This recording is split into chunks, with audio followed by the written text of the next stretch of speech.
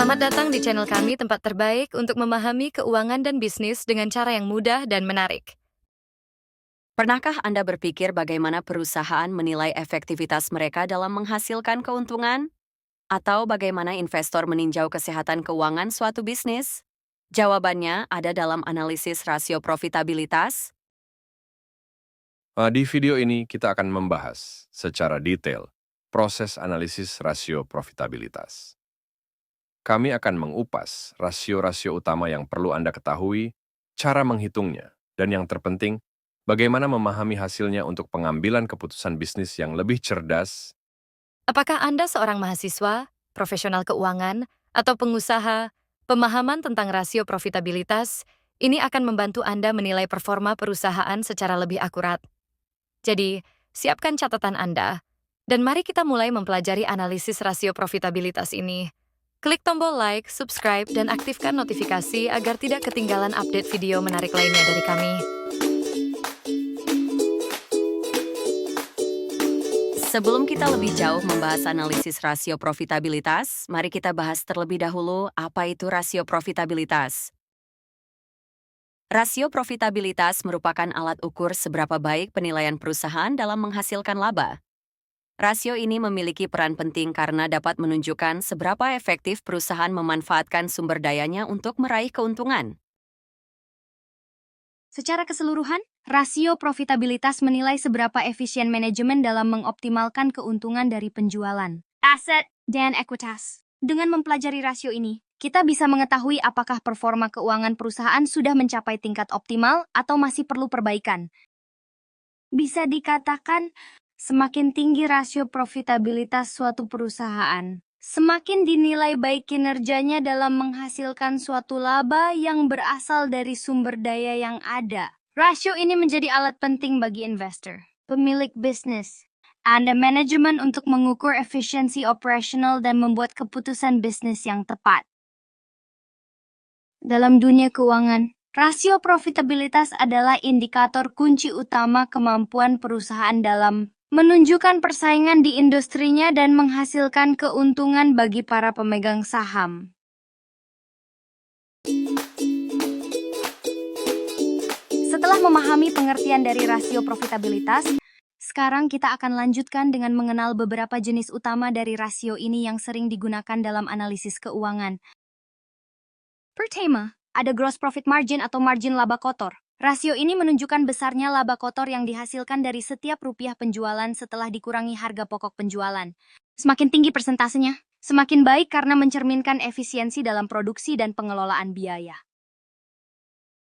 Kemudian, ada net profit margin atau margin laba bersih, yang biasanya mengukur laba bersih dari total penjualan. Rasio menunjukkan besaran keuntungan bersih yang tersisa setelah semua biaya operasional, pajak, dan beban lainnya. Rasio ini membantu kita dalam memahami seberapa besar laba bersih yang dihasilkan oleh suatu perusahaan. Jenis ketiga adalah Return on Assets (ROA). Rasio ini mengukur efisiensi perusahaan dalam memanfaatkan suatu asetnya untuk menghasilkan laba. Semakin tinggi nilai ROA, semakin baik perusahaan dalam memaksimalkan aset yang dimilikinya untuk menghasilkan keuntungan. Berikutnya ada Return on Equity (ROE). Rasio ini menghitung pengembalian atas ekuitas atau modal yang dimiliki pemegang saham, sehingga sangat berperan penting bagi para investor. ROE tinggi menunjukkan bahwa perusahaan mampu menghasilkan laba yang lebih besar dari modal pemegang saham. Jadi, keempat rasio ini, gross profit margin, net profit margin, return on assets, dan return on equity memberikan pemahaman yang menyeluruh mengenai seberapa efisien dan efektif suatu perusahaan dalam menghasilkan laba dari berbagai perspektif. Dengan memahami jenis-jenis rasio ini, kita bisa lebih teliti dalam menilai performa keuangan perusahaan dan melihat area yang bisa ditingkatkan. Di segmen sebelumnya, kita telah membahas berbagai jenis rasio profitabilitas. Sekarang, mari kita lihat cara menghitung dan menganalisis setiap rasio di PT Yudi Dijaya Noto untuk memahami kinerja keuangan perusahaan secara lebih mendalam. Kita mulai dengan melihat data keuangan PT Yudi Dijaya Noto. Dalam hal ini pendapatan, penjualan, biaya, dan laba untuk 5 tahun terakhir. Untuk penjualan PT Yudi Dijaya Noto terus mengalami peningkatan yang cukup signifikan. Setiap tahunnya mengalami peningkatan. Hal ini sangat mempengaruhi laba bersih perusahaan selama 5 tahun terakhir, yaitu pada tahun 2018 sebesar 306,046,000 new yang terus mengalami fluktuasi sampai tahun 2022 sebesar 272,605,000.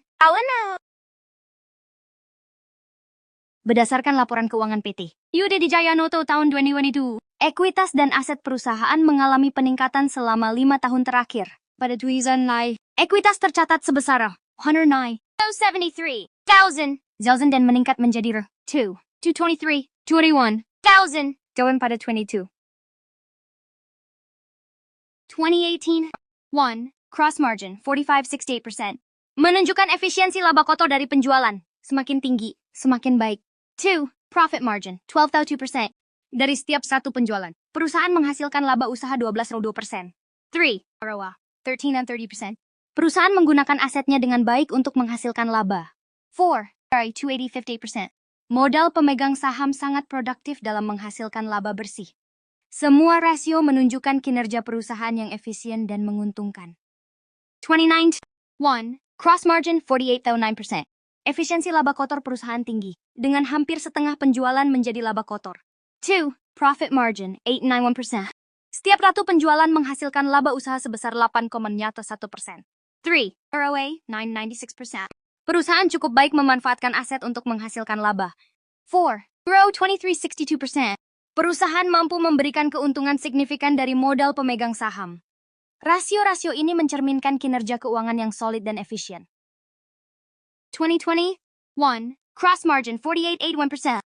Perusahaan menghasilkan hampir 49% laba kotor dari total penjualan, menunjukkan efisiensi tinggi dalam pengelolaan biaya produksi.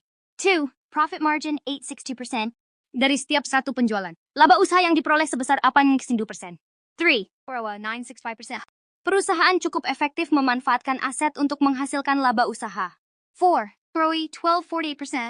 Modal pemegang saham menghasilkan laba bersih sebesar 12,48%, mencerminkan pengelolaan modal yang stabil. Rasio ini menunjukkan kinerja keuangan perusahaan yang efisien dan sehat. 2021. 1. Cross margin 49,74%. Perusahaan menghasilkan hampir 50% laba kotor dari total penjualan, menunjukkan efisiensi yang sangat baik dalam pengelolaan biaya produksi. 2. Profit margin 6,1%. Dari setiap satu penjualan, perusahaan menghasilkan laba usaha sebesar 6,1%. 3. ROA 670%. Perusahaan cukup baik memanfaatkan aset untuk menghasilkan laba usaha. 4. ROE 970%. Modal pemegang saham memberikan laba bersih sebesar 970%, mencerminkan pengelolaan modal yang stabil. Hasil ini menunjukkan kinerja keuangan yang cukup sehat dan efisien. 2022. 1. Cross margin 51,1%. Perusahaan berhasil menghasilkan laba kotor sebesar 5,91% dari total penjualan, menunjukkan efisiensi pengelolaan biaya produksi. 2. Profit margin 7%. Dari setiap satu penjualan, perusahaan menghasilkan laba usaha sebesar 7,54%. 3. ROA 888%. Perusahaan cukup efektif memanfaatkan aset untuk menghasilkan laba usaha. 4. ROE 12,26%. Modal pemegang saham memberikan laba bersih sebesar 12,06%, mencerminkan pengelolaan ekuitas yang baik. Rasio ini menunjukkan perusahaan memiliki kinerja keuangan yang solid dan efisien. Untuk melihat perkembangan, maka disajikan tabel perkembangan dalam rentang waktu 5 tahun terakhir, yaitu tahun 2018 sampai 2022, seperti yang nampak berikut ini. Perkembangan rasio profitabilitas PT. Manfaat rasio profitabilitas dalam analisis bisnis. Rasio profitabilitas adalah alat penting untuk mengevaluasi kemampuan perusahaan menghasilkan laba. Indikator utama meliputi 1. ROA, Return on Assets, mengukur efektivitas aset dalam menghasilkan laba. 2. ROE, Return on Equity, menunjukkan laba yang dapat dinikmati pemegang saham. 3. NPM, Net Profit Margin, mengukur efisiensi pengelolaan pendapatan terhadap penjualan total. Rasio ini memberikan wawasan mendalam tentang posisi keuangan perusahaan. Nilai yang rendah dapat menjadi sinyal untuk meningkatkan efisiensi aset atau mengurangi biaya. Selain itu, rasio profitabilitas membantu perusahaan membandingkan kinerja dengan rata-rata industri untuk meningkatkan daya saing. Pentingnya rasio profitabilitas terletak pada kemampuannya membantu perusahaan membuat keputusan strategis demi pertumbuhan keuangan berkelanjutan. Terima kasih telah menyaksikan video ini, dan jangan lupa untuk berbagi, berlangganan, serta bertanya di kolom komentar.